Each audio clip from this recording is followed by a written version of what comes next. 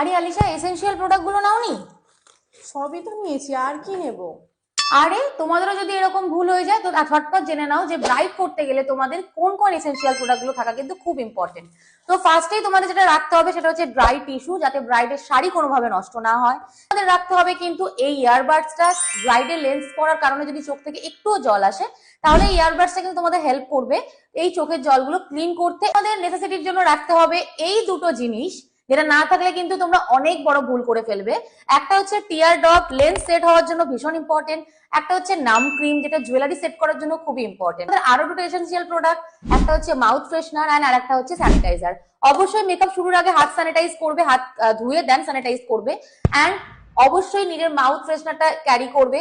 কোনো bad smell যেন তোমার ব্রাইডের মুখে না যায় বা ব্রাইডের ক্লোজে গিয়ে তোমায় কাজ করতে হবে সেটা যেন না হয়, সেই জন্য এই দুটো তোমাকে ক্যারি করতে হবে, আদারওয়াইজ মাস্ক ক্যারি করো।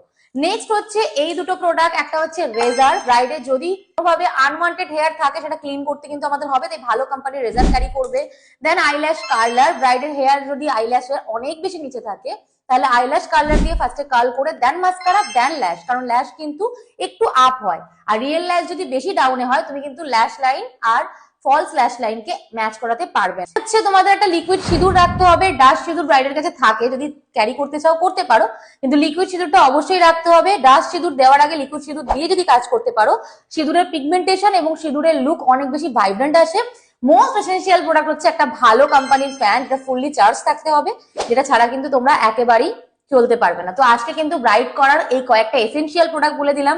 মেকআপ প্রোডাক্টের সাথে কিন্তু এগুলো রাখাটাও খুবই ইম্পর্টেন্ট। টাটা।